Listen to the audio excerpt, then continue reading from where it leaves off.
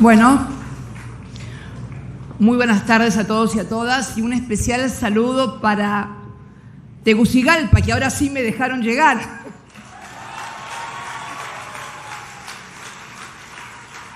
La verdad que todavía recuerdo aquellos días allá por el año 2009 en Washington, en la sesión de la OEA, cuando eran otros tiempos, claro, la OEA se ponía al frente para defender las democracias en América Latina y no para voltearlas.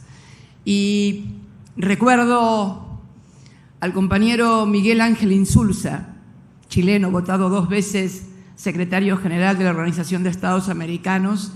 Fernando Lugo, ¿qué tal? ¿Cómo estás? Estábamos también con Fernando, los dos, expresidente del Paraguay, que está presente junto a Dilma.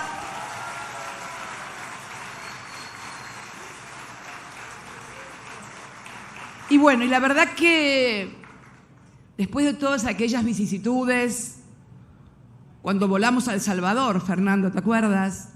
Con Miguel, con Mel. Fueron momentos muy difíciles, pero de entrañable solidaridad latinoamericana. Fue muy importante. Por eso para mí estar hoy acá es un poco confirmar el título de esta clase magistral.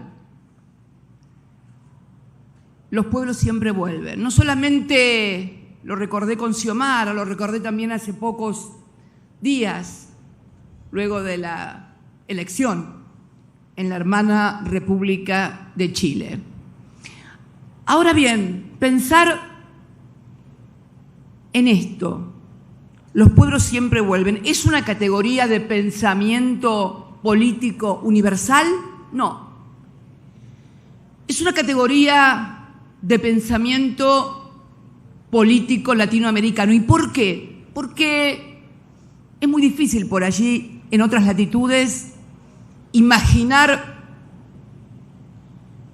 estos avances y retrocesos, Héctor, también, porque es cierto que el pueblo siempre está, pero cuando hablamos de los pueblos siempre regresan, lo hacemos desde esta perspectiva, desde que hoy Xiomara Castro de Celaya sea presidenta de la República Argentina, lo hacemos desde la perspectiva que luego del golpe militar contra Evo Morales, el MAS, a través de Lucho Arce, su presidente, haya vuelto a la presidencia. Porque la historia de nuestro continente es una historia de avances y retrocesos. Desde el fondo de la historia, de cuando fuimos colonizados por las potencias europeas y se alzaron contra esos procesos de colonización, primero los pueblos originarios, Lempica, Tupac Amaru y tantas otras rebeliones y revoluciones indígenas que sin embargo fueron aplastadas. Y más tarde esa lucha contra el colonialismo directo de las potencias europeas en el continente americano, finalmente eclosión en el siglo XIX con las gestas emancipatorias del general San Martín, del general Bolívar, del general Morazán.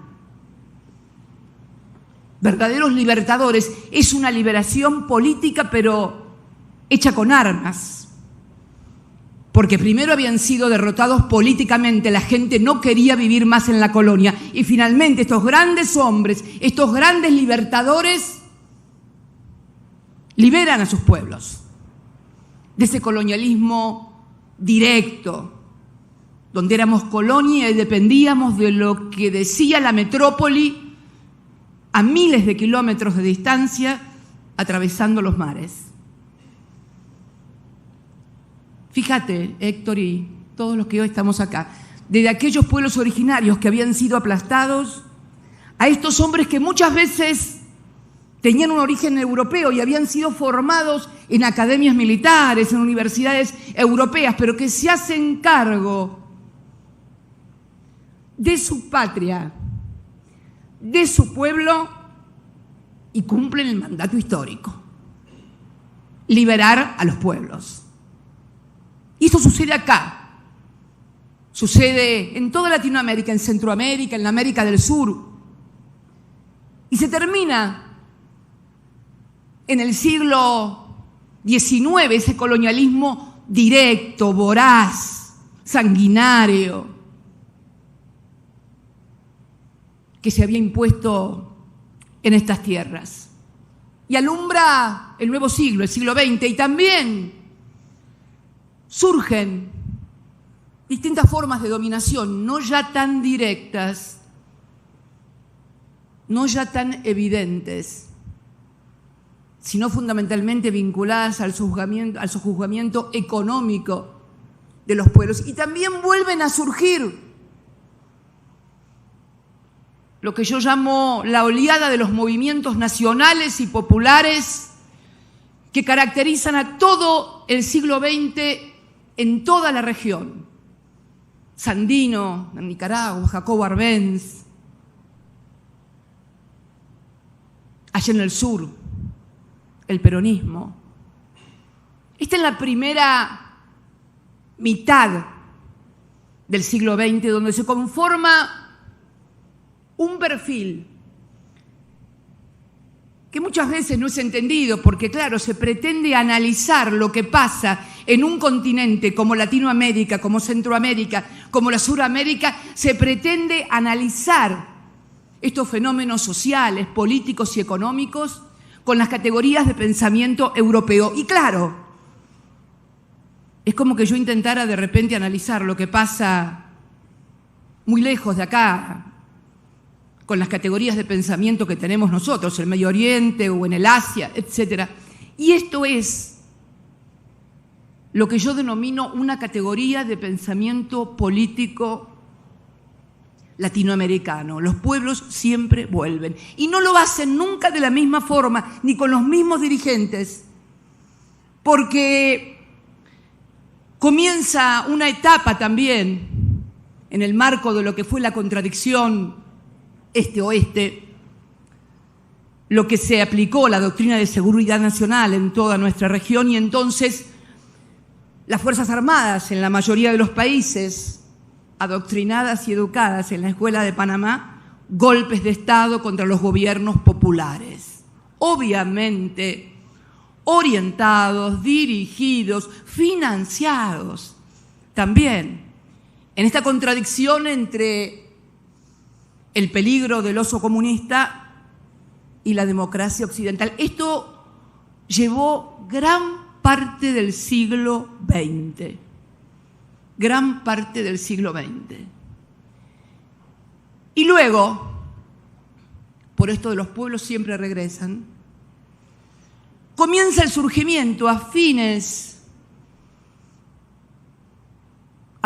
del siglo XX, luego de haberse impuesto el neoliberalismo en toda la región, con el desastre y la tragedia social, económica, de disgregación nacional que esto implicó, comienzan a surgir nuevos movimientos populares y nacionales, con otros nombres inclusive y con otros protagonistas, pero con el mismo objetivo de siempre: la autodeterminación de los pueblos.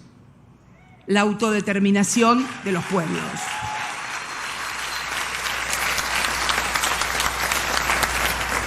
Y así comienza en Venezuela, cuando luego de ganar unas elecciones por amplia mayoría, Carlos Andrés Pérez impone un modelo económico dictado por los organismos multilaterales de crédito internacionales, y finalmente se produce el Caracazo y todo el proceso que allí se dispara. En mi país, en la República Argentina, también se había impuesto el neoliberalismo, porque la caída del muro de Berlín hace creer a algunos que la historia se había terminado y que entonces no había ninguna otra opción ni modelo a llevar adelante que no fuera el neoliberalismo. Sin embargo, comienzan a surgir, lo que hablabas vos, Héctor, recién, la resistencia de los pueblos, y comienzan a surgir nuevos liderazgos, nuevos movimientos, nuevos espacios políticos, porque la característica de esto de que el pueblo siempre regresa en la América Latina no siempre tiene la misma forma en todas las décadas y en todas las etapas, sí siempre tiene los mismos objetivos. Y entonces comienza un proceso virtuoso, y un proceso virtuoso que puede ser medido en lo que se debe medir la virtud en la gestión de gobierno, que es mejorar la calidad de vida de los pueblos, que la gente pueda tener salud, educación, estudios.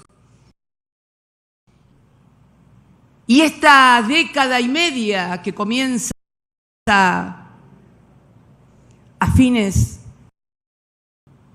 también surgen retrocesos en los pueblos, no ya bajo la forma de lo que habían sido los golpes militares, ya no es necesario. Ahora ya no es necesario llevar militares a educarlos en Panamá, en la Escuela de las Américas. Ahora hay que conseguir jueces que, educados en comisiones, en foros, que siempre financian, de la misma manera que se financiaban los golpes militares, se comienzan a financiar los golpes judiciales también en la América Latina. De la misma manera y con los mismos financiadores, además. Miren, mirando un poco la historia de aquí, de Honduras, lo van a entender muy bien. Cuando le dan el golpe militar a tu padre, Amel, Héctor, el argumento era que había violado el artículo 234, creo, de la Constitución, ese que dice que no hay reelección y que todo aquel que intente una reelección es pasible de estar inhabilitado por 10 años para ejercer los cargos. Fíjense qué curioso.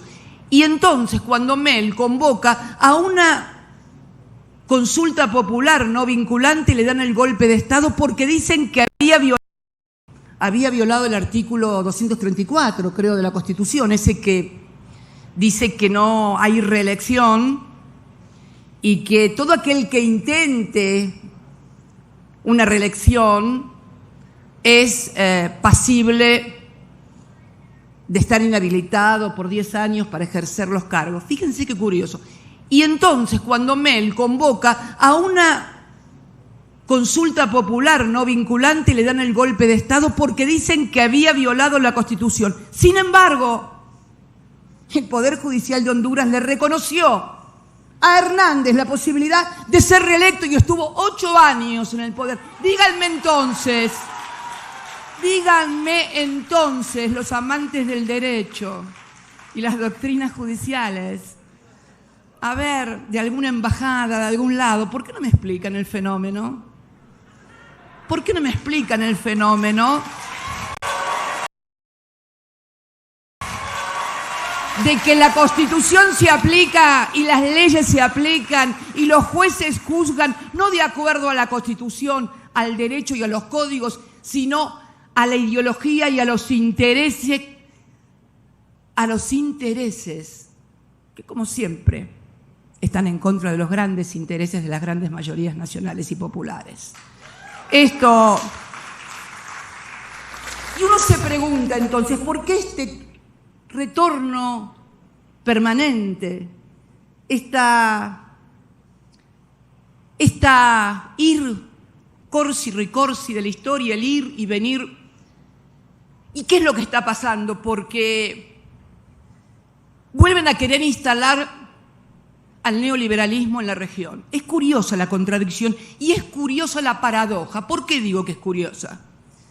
porque, como ustedes saben, el neoliberalismo propugna el achicamiento del Estado. El Estado no sirve, hay que reducirlo a una mínima expresión. El Estado no. El neoliberalismo es más. Han surgido algunas corrientes en algunos países que se denominan los libertarios y que quieren suprimir el Estado directamente. Mira vos, quieren suprimir el Estado. Bien, ¿y qué pasa? ¿Y qué pasó? ¿Y qué está pasando en la región desde el río Bravo hasta Ushuaia?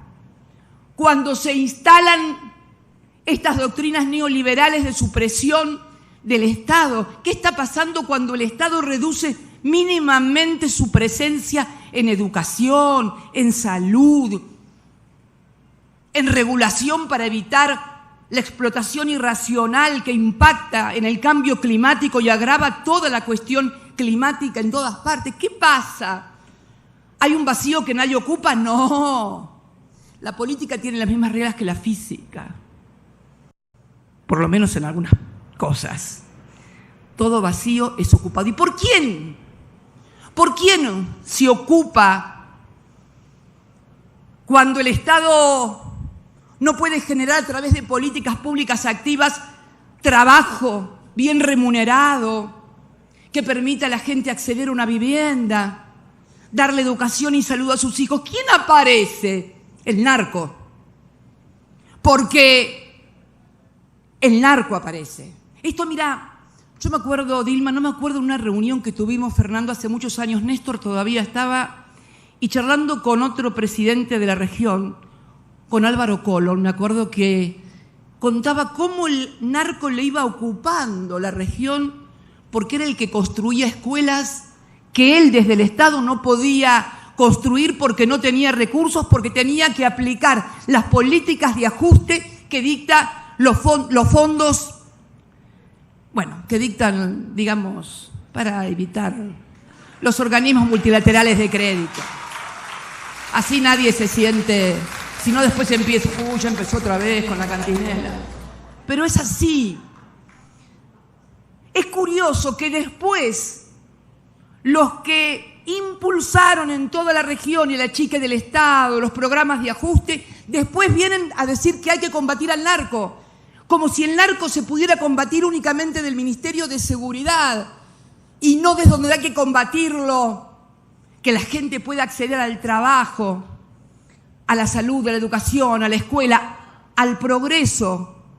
Si hasta la fiesta de los 15 años terminan organizando los narcos porque los padres no pueden dársela a sus hijos, ¿no se dan cuenta de la paradoja horrible que significan las políticas de ajuste y el impacto en la vida cotidiana? Pero además, no solamente en el fenómeno del narco, en el fenómeno también de cambio climático, de los desastres naturales, cuando se permite la explotación irracional de empresas de cualquier tipo. ¿Por qué digo esto? Porque muchas veces también los gobiernos, al carecer de recursos y al renunciar a la facultad regulatoria que debe tener el Estado para preservar el medio ambiente y la calidad de vida de sus ciudadanos, termina autorizando cualquier cosa porque no tiene posibilidades de encontrar ingresos y recursos.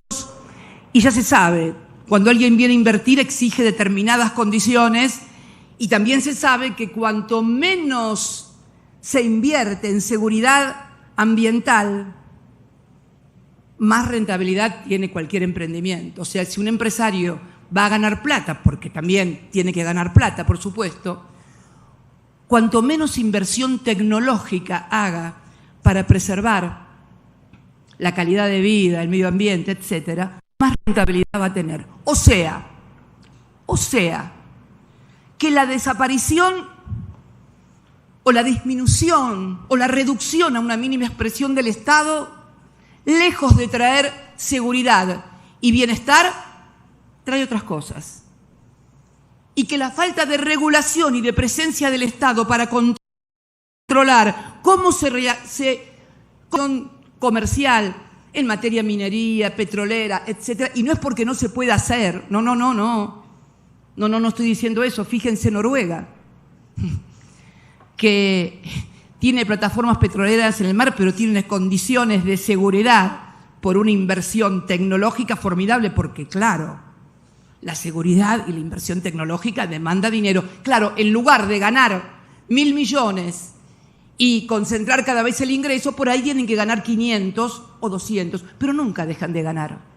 Entonces creo que el gran desafío que tiene nuestra región en particular, y creo que también el mundo en definitiva, es ver cuáles son los graves problemas que hoy acechan a todos, porque además, y esto me ha tocado charlarlo cuando era presidenta con importantes empresarios mexicanos, que por ejemplo me decían, y no voy a decir quién, pero importantísimos empresarios mexicanos, que me decían: nosotros nos quedamos con las armas y los muertos, y ellos se quedan con el dinero y las drogas. Porque también la otra cuestión que vamos a tener que empezar a discutir en serio a nivel global, si queremos combatir el narcotráfico, es que los bancos de las grandes potencias dejen de lavar las formidables fortunas que hacen los narcotraficantes. Porque, mi querido Héctor, mis queridos amigos y compañeros, estoy segura que acá no. Y si no, fíjense lo que fue la crisis, Dilma, ¿te acuerdas de los bancos mexicanos? ¿Cuál fue la crisis? Bueno, que los bancos de un poquito más arriba que México eran los que querían lavar el dinero del negocio del narcotráfico. Esta es tenemos una expresión en la República Argentina que a mí me gusta mucho utilizarla, y que es la verdad de la milanesa. Cuando decimos, bueno, mirá, ¿cómo es? Esto es la verdad de la milanesa. Esta es la verdad de la milanesa, de lo que pasa hoy en la lucha con el narcotráfico, hoy en la lucha ambiental, la desaparición y la renuncia del Estado a intervenir para preservar. Yo te diría, a esta altura, el planeta, y el que todos podamos salir a la calle sin tener que refugiarnos en barrios cerrados, en lugares donde cada vez se achican más y donde cada vez además también se tornan inseguros, porque obviamente es tanta la miseria que hay afuera que finalmente terminan yendo a buscar donde está la riqueza. Creo que estos temas, que son duros, porque cuando uno llama a las cosas por su nombre, no es gratis.